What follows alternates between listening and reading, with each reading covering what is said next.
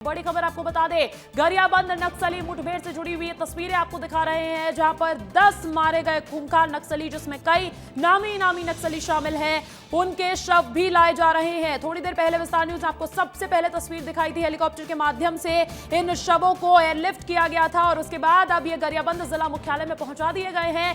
एक के बाद एक यहां पर शवों को लाने का सिलसिला भी जारी है। 10 नक्सलियों की मौत की खबर है और नक्सलियों के शव अब पहुंच रहे हैं। मटाल पहाड़ियों के दुर्गम इलाके में यहां पर सुरक्षा बलों ने एक बहुत बड़े एंटी नक्सल ऑपरेशन को अंजाम दिया, जिसमें 10 इनामी नक्सली मारे गए। इसमें से बड़ा नाम जो है मनोज का भी सामने आया, जो 1.5 करोड़ का इनामी नक्सली बताया जा रहा है। तो इधर पांडु 65 लाख का इनामी नक्सली और तमाम ऐसे नक्सली शामिल बताए गए, जिसमें जानकारी यह है कि 10 नक्सलियों के मारे जाने की खबर है। अब इनके शव लाए जा रहे हैं, आपको सीधी तस्वीरें दिखा रहे हैं। गरियाबंद से हेलीकॉप्टर से नक्सलियों के शव उतारे गए और उसके बाद अब इन नक्सलियों के शवों को लाया जा रहा है, एक जगह रखा जा रहा है। और थोड़ी ही देर में आईजी अमरेश मिश्रा प्रेस वार्ता करके आधिकारिक जानकारी साझा करते हुए भी नजर आएंगे। ये एक बहुत बड़ी मुठभेड़, जिसमें मनोज बालकृष्णन समेत प्रमोद उर्फ पांडु, विमल, विक्रम, समीर, उमेश, तमाम नक्सलियों के मारे जाने की खबर सामने आई। 10 ऐसे नक्सली जिसमें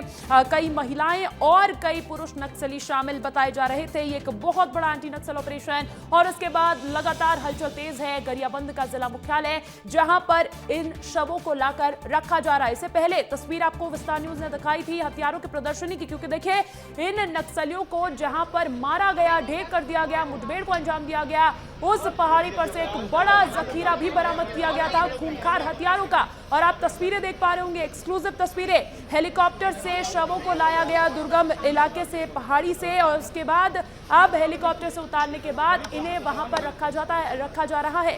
कैंप में 10 नक्सलियों का शव लाया जा रहा है और इन पर नंबरिंग भी की गई है और कुछ लेबल भी लगाया गया है। देखिए लगातार आपको तस्वीरें दिखा रहे हैं, जहां पर एक तरफ हेलीकॉप्टर से इनके शवों को एयरलिफ्ट किया गया, तो दूसरी तरफ अब ट्रांसफर करने के बाद इन शवों को इस बेस कैंप में रखा जा रहा है। ये गरियाबंद जिला मुख्यालय है, जिसकी सीधी तस्वीरें आपको दिखा रहे हैं। मटाल पहाड़ियों में गुरुवार को हुई मुठभेड़ में 10 नक्सलियों की मौत हो गई। अब नक्सलियों के शव भी यहां पर लाए जा रहे हैं। पुरुषोत्तम पात्रे का रुख कर लेते हैं, लाइव जुड़े गए हैं मेरे साथ। पुरुषोत्तम, तस्वीरें बताइएगा जरा, कितनी बॉडीज यहाँ पर नजर आ रही हैं? देखिए पूरे 10 डेड बॉडी यहाँ पे नहीं आया गया है, जितने भी संख्या में यहाँ पे नक्सली मारी गई, उसकी संख्या में नक्सली मारी 4 महिलाओं का शव है और 6 जो है पुरुष नक्सली हैं, जिसमें मनोज का है और प्रमोद जैसे और जिसको दिखाया जा रहा है। और क्योंकि कल देर रात को कल दोपहर के मुठभेड़ हो गया, उसके बाद से डेड बॉडी आज पहुंची है, क्योंकि से ज्यादा वक्त हो गया, इसलिए थोड़ा सा आपको सड़न भी महसूस किया जा रहा है। लेकिन डेड बॉडी को बाइक पे यहाँ पे रखा जा रहा है और थोड़ी देर से जो है आईजी यहाँ पे पहुंचेंगे। जी बिल्कुल, थोड़ी ही देर में यहाँ पर आईजी भी पहुंचेंगे, प्रेस वार्ता करेंगे और इंतजार है उस आधिकारिक पुष्टि का। लेकिन जैसा कि जानकारी आप बता रहे हैं कि अब डेड बॉडीज को यहाँ ले आया गया है, जिसमें से 6 पुरुष और 4 महिला नक्सली शामिल है। ये सभी पहचान जब इनकी हुई तो नक्सली संगठन के बड़े नामों के रूप में मानी जा रही है। हालांकि देखिए आधिकारिक पुष्टि और जानकारी का भी इंतजार करना होगा।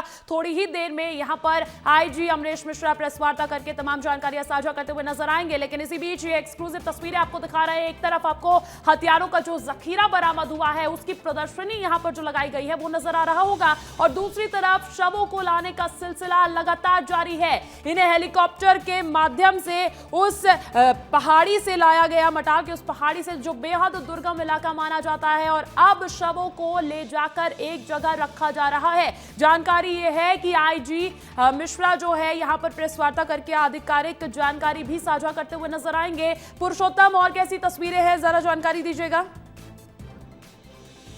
देखिए जो मारे गए नक्सली हैं उनमें जो बड़े कैडर के नक्सली हैं, मैं भी आपको नाम बताना चाह रहा था मैं।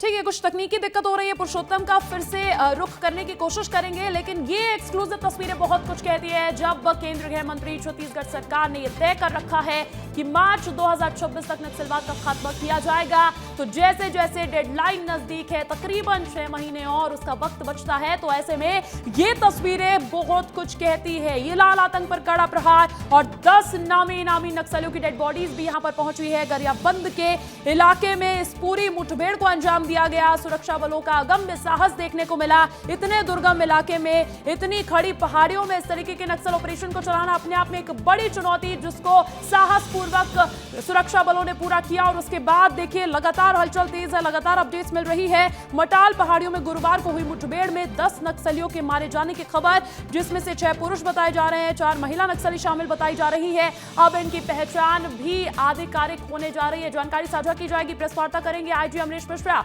लेकिन उससे ठीक पहले ये तस्वीरें आपको दिखा रहे हैं। और देखिए लेबल लगा दिया जा रहा है, यहां पर संख्या का लेबल लगा दिया जा रहा है। तस्वीरें आप देख पा रहे होंगे जिसमें 4, 5, 6, 7 ऐसे इन सबको अब लेबल किया जा रहा है। पुरुषोत्तम, लेबल किया जा रहा है डेड बॉडीज को।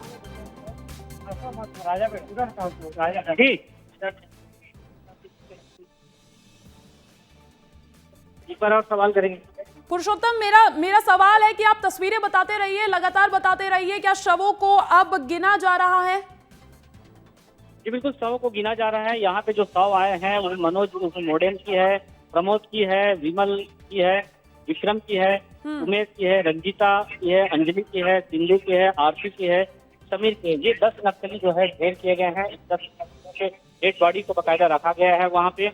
और सबसे बड़ी बात, जो 1,65,00,000 इनामी नक्सली हैं, जो मनोज है उसका शव यहाँ पहुंच चुका है। सीसी मेंबर है उड़ीसा की, इनको प्रभात सौंपा गया था और उड़ीसा के साथ साथ छत्तीसगढ़ में यहाँ पे वो पाँव पसारने की कोशिश कर रहे थे, लेकिन एक पुख्ता इंटेलिजेंस मिला और जिसके बाद से नक्सलियों का बड़ा खात्मा कर दिया गया है। कहें कि एक तरह से कमर तोड़ दी गई है।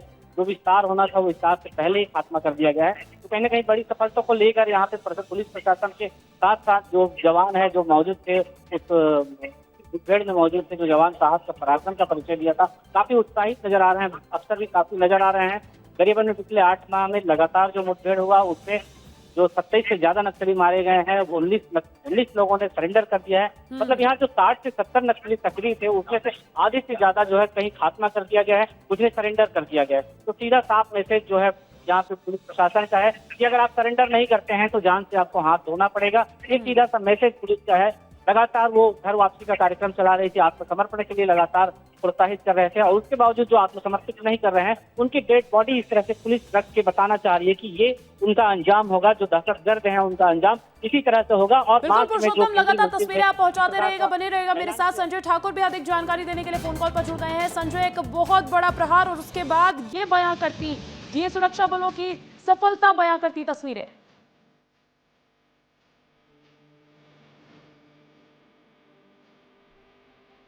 आज फोर्स जब लौटी है उन नक्सलियों के शवों के साथ, इन शवों को प्रदर्शित करते हुए अब आईजी एक प्रेस कॉन्फ्रेंस लेंगे, इसमें बताएंगे कि सफलता कितनी बड़ी है।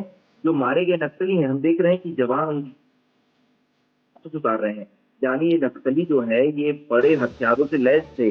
पुलिस ये बताएगी कि इनके पास से किस तरह के हथियार मिले हैं, हथियारों का जखीरा मिला है उसमें किस तरह के हथियार हैं, साथ ही इनके साथ किस तरह के साहित्य थे और किस तरह के सामान लेकर ये नक्सली जंगलों के अंदर घूम रहे थे। क्योंकि जो नक्सली मारे गए हैं उनका रैंक बहुत बड़ा है। अगर हम बात करें मोडेम बालाकृष्ण की, तो वो सीसीएम है, सेंट्रल कमेटी मेंबर है और उड़ीसा में जितनी भी लॉजिस्टिक सप्लाई थी नक्सलियों की उसे ये लीड करता था। वो तय करता था कि किस नक्सली के पास कौन सा हथियार जाएगा, उन तक हथियारों की सप्लाई कैसे होगी, इसके अलावा उनके पास राशन कैसे पहुंचेगा। दूसरे नंबर पे जो नक्सली है उसका नाम है प्रमोद पांडु। ये स्पेशल जोनल कमेटी मेंबर था और साथ ही ईस्टर्न ब्यूरो जो नक्सलियों का है उसका प्रमुख था। ऐसे में जब इस तरह के बड़े कैडर नक्सली मारे जाते हैं तो यकीनन नक्सल संगठन की रीढ़ की हड्डी टूट जाती है। देखिए, नक्सल संगठन में जो उड़ीसा स्टेट कमेटी की बात की जाए तो 3 नक्सली सबसे टॉप पे थे। सबसे ऊपर है गणेश उइके जो कि सचिव है, उसकी उम्र काफी ज्यादा हो गई है। उसके नीचे 2 लोग इस पूरे संगठन को चलाते थे, एक का नाम था चलपति, दूसरे का नाम था मनोज। चलपति इसी साल जनवरी मारा गया गरियाबंद में और अब देखिए मनोज ही मारा गया। ऐसे में नक्सलियों की उड़ीसा स्टेट कमेटी जो है वो पूरी तरह से बिखर गई है। उसकी जो टॉप लीडरशिप है वो पूरी तरह से खत्म हो गई है। जैसा कि पुरुषोत्तम बता रहे थे कि इस इलाके में सक्रिय जो 70 से 80 नक्सली थे, लगभग उनमें से आधे से ज्यादा या तो मारे गए हैं या फिर उन्होंने समर्पण कर दिया है। ऐसे में उड़ीसा स्टेट कमेटी जो है वो फिलहाल खात्मे की ओर है। अंजलि। बिल्कुल संजय, और जैसा कि आप हमेशा कहते हैं कि जब एक नक्सली मुठभेड़ होती है उसके बाद मुठभेड़ में जो नक्सली मारे जाते हैं और उसके बाद की जो तमाम प्रक्रिया है वो बेहद चुनौतीपूर्ण होती है। हालांकि हमने इस केस में देखा है कि उन्हें हेलीकॉप्टर के माध्यम से जिला मुख्यालय पहुंचा दिया गया है। ये अब सेना फास्ट ट्रैक पे लाते हुए पूरे एंटी नक्सल ऑपरेशन को। बिल्कुल, देखिए इस बार फोर्स ने हेलीकॉप्टर की सहायता ली है क्योंकि ये जो पूरा इलाका है बहुत ही घने जंगलों का इलाका है, बहुत ही पहाड़ी इलाका है। ऐसे में जब जवान इस इलाके में पहुंचे, लगभग 48 घंटे लंबा ये पूरा ऑपरेशन चला, लगातार नक्सलियों के साथ मुठभेड़ चली। इसके बाद 10 नक्सलियों के शव और उनके पास जो हथियारों का जखीरा मिला है, इसे वापस कंधे पर लाद कर लाना संभव नहीं था। यही वजह है कि एक सुरक्षित जगह ढूंढी गई, वहां एयरफोर्स के MI-17 हेलीकॉप्टर्स को उतारा गया और उसमें इन सबों को लाद कर और जो हथियार मिले हैं नक्सलियों के पास से, उन्हें लेकर जवान वापस लौटे हैं। ये जो इलाका है, क्योंकि ये उड़ीसा से लगा हुआ इलाका है और नक्सलियों का ये सबसे मजबूत गढ़ था, ऐसे में इस इलाके में आईडीज बहुत बड़ी चुनौती है। नक्सलियों ने जवानों को निशाना बनाने जगह जगह पर आईडीज लाकर रखी है। ऐसे में जवान जब इस इलाके में पहुंचते हैं तो वो कई चुनौतियों का सामना करते हैं। ऊपर से सबसे बड़ी चुनौती थी कि लगातार बारिश हो रही है, बारिश से इलाके और भी खतरनाक हो जाते हैं। आमतौर पर अंजलि ये माना जाता है कि जो बारिश की 3 से 4 महीने हैं, इस दौरान शीत युद्ध की स्थिति होती है, यानी कि इस दौरान ना नक्सली कोई मूवमेंट करते हैं ना फोर्स करती है कोई मूवमेंट। लेकिन इस बार फोर्स ने इस परिवर्तन को तोड़ दिया है। फोर्स न सिर्फ बारिश के मौसम में भी नक्सलियों के इलाके में जा रही है, बल्कि उन्हें सबसे बड़ा नुकसान भी पहुंचा रही है। और इसी बात का जिक्र हम लगातार कर रहे थे कि छत्तीसगढ़ में एंटी नक्सल मोर्चे पर कुछ बड़ा होने वाला है। लगातार देखिए बैठकों का दौर चला था अंजलि, लगातार हम देख रहे थे कि आईबी चीफ स्टेफन टिका जो है वो छत्तीसगढ़ आ रहे थे। इसके अलावा सारे पैरामिलिट्री फोर्सेज के जो प्रमुख हैं, उनकी सारे डीजीपी जो है राज्यों की, उनकी बैठकें चल रही थी। लगातार ये नक्सलवाद पर बहुत बड़ा प्रहार 48 घंटे चले ऑपरेशन के बाद हम देख रहे हैं, तस्वीरें बयां कर रही है कि कैसे सुरक्षा बलों ने सफलता हासिल किया।